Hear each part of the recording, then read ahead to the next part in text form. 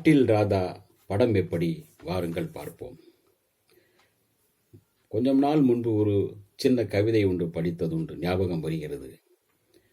குடி அவர் குடித்தார், குடி அவரை குடித்தது, அவர் குடும்பத்தையும் குடித்தது என்று அந்த கவிதை இருக்கும். அதே போலதான் குடி நாட்டுக்கும் வீட்டுக்கும் கேடு என்று அந்த பாட்டில் எழுதியிருந்தாலும் குடிமகன்கள் அதை படித்தாலும் கூட கண்டு சிரித்து போய் விடுவார்கள், கடந்து விடுவார்கள். இப்படிதான் குடியால் பல குடிகள் குடிமூழ்கி போயிருக்கின்றன, பல கோபுரங்கள் குடை சார்ந்து போயிருக்கின்றன. சினிமாவில் இருந்த முன்னாள் பல விஐபிகள், பல உச்ச நட்சத்திரங்கள் குடியால் வீணாய் போனதும் உண்டு. இப்படி குடியால் வீணாய் போனவர்களை பற்றிய கதைதான் பாட்டில் ராதா. ஒரு பக்கம் பெண்கள் நடுநிலையாளர்கள் என்னதான் எதிர்ப்பு தெரிவித்து போராடினாலும் கூட, இன்னொரு பக்கம் குடிமகன்கள் கொண்டாடி மகிழ்கின்ற இந்த குடியை அரசாங்கமும் நிறுத்துவதாக இல்லை, குடிமகன்களும் அதை நிறுத்துவதாக இல்லை.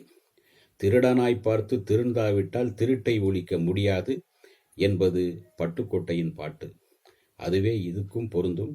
குடிகாரனாக பார்த்து திருந்தாவிட்டால், குடியை மறக்காவிட்டால் குடியை விட்டு அவனால் விலக முடியாது. குடி முதலில் அவனை ஒரு நண்பனைப் போலவும், ஒரு தோழனைப் போலவும், ஒரு சிநேகிதனைப் போலவும் வந்து அதுக்கு பிறகு ஒரு வெறி பிடித்த ஒரு மோகினியாக அதை பிடித்துக் கொள்கிறது. அவனை ஒரு நோயாகவே அவனுக்குள் உருவாகி விடுகிறது. அப்படிதான் இந்த பாட்டில் மணி, இந்த பாட்டில் ராதாவும் கூட. இவன் ஒரு தொழிலதிபர். அதாவது இந்த ஒரு தொழில் ஏறக்குறைய இந்த டைல்ஸ் ஒட்டுகிறோம் அல்லவா, நேர்த்தியாக அதில் ஒரு சில விற்பனர்கள் இருப்பார்கள், சில திறமைசாலிகள் இருப்பார்கள். அப்படிப்பட்ட ஒரு திறமைசாலி தான் பாட்டில் ராதாமணி என்கின்ற அந்த ராதாமணி. அவர் பாட்டிலுக்கு எப்படி அடிமையானார், பாட்டில் ராதா என்று பெயர் பெறும் அளவுக்கு மகா குடிகாரனாக எப்படி மாறினார் என்பதுதான் இந்த கதையின் ஆரம்பம்.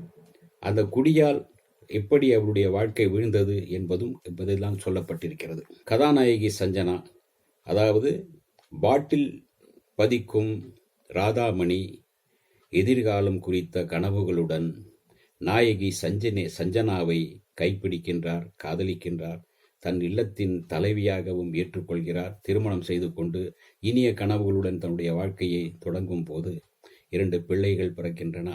ஆண் பெண் என்று 2 பிள்ளைகள். வாழ்க்கை சிறப்பாக தான் போடிக்கொண்டிருக்கும் போது இந்த குடி அவரை கைப்பற்றுகிறது. குடி அவரை கைப்பற்றியதும் அவர் தன்வசத்தை இழக்க ஆரம்பித்து விடுகின்றார். நன்றாக சம்பாதித்து ஓஹோ என்று பேசப்பட்ட ஒருவன் குடிகாரனாக தெருவில் வீழ்ந்து கிடக்கும் ஒரு நாயைப் போல, சொறி நாயைப் போல, கண்டவர்களிடம் திட்டு வாங்குகின்ற, கடன்காரனை கண்டு ஓடுகின்ற, வீட்டு வாடகை கொடுக்க முடியாமல் ஓடுகின்ற ஒருவனாக இப்படிதான் இருக்கின்றார். அதே சமயத்தில் குடிகாரனின் மனைவி எப்படியெல்லாம் அவஸ்தைப்படுகிறார் என்பதையும் அந்த சஞ்சனா மிக சிறப்பாக செய்து இருக்கின்றார். குரு சோமசுந்தரம் பாட்டில் ராதாவாக மிக சிறப்பாக நடித்திருக்கின்றார். இல்லை வாழ்ந்து காட்டியிருக்கின்றார். இப்படிதான் குடிகாரர்கள் இருக்கின்றார்கள். குடிகாரர்கள் இப்படிதான் தானும் சீரழிந்து தன்னுடைய குடும்பத்தையும் சீரழிக்கிறார்கள் என்பதை சிறப்பாக செய்து காட்டியிருக்கின்றார்.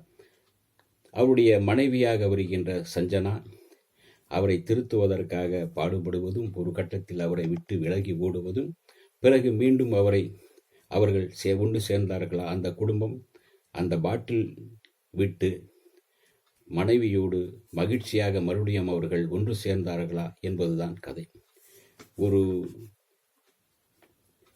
கதையை மிக அழகாக நேர்த்தியாக திரைக்கதை அமைத்து சொல்லியிருக்கின்றார் தினகரன் சிவலிங்கம். மிக சிறப்பாக திரைக்கதை அமைத்திருக்கின்றார். ஒரு சோகமும் இல்லாமல், பரபரப்பும் இல்லாமல், அதே சமயத்தில் கலகலப்பு கடந்த ஒரு திரைக்கதை. பார்க்கலாம், ரசிக்கலாம் என்ற சொல்ல அளவுக்கு அந்த அளவுக்கு கலகலப்பு, வில்லத்தனத்தை காட்டி மிரட்டும் என்ற ஜான் விஜய், நகைச்சுவை தென்றல் மாறன், இவர்கள் அவருடைய கூட்டாளிகளாக வந்து அவர்களையும் கலக்குகிறார்கள். மொத்தத்தில் பாட்டில் ராதா, பாட்டில் பக்கம் போகாதே, வாழ்க்கையை வீணாக தொலைக்காதே என்று எச்சரிக்கின்றது பாட்டில் ராதா. இந்த வீடியோ உங்களுக்கு பிடிச்சிருந்தா லைக் பண்ணுங்க, ஷேர் பண்ணுங்க, கமெண்ட் பண்ணுங்க, சப்ஸ்கிரைப் பண்ணுங்க, மறக்காம பெல் ஐகானை கிளிக் பண்ணுங்க.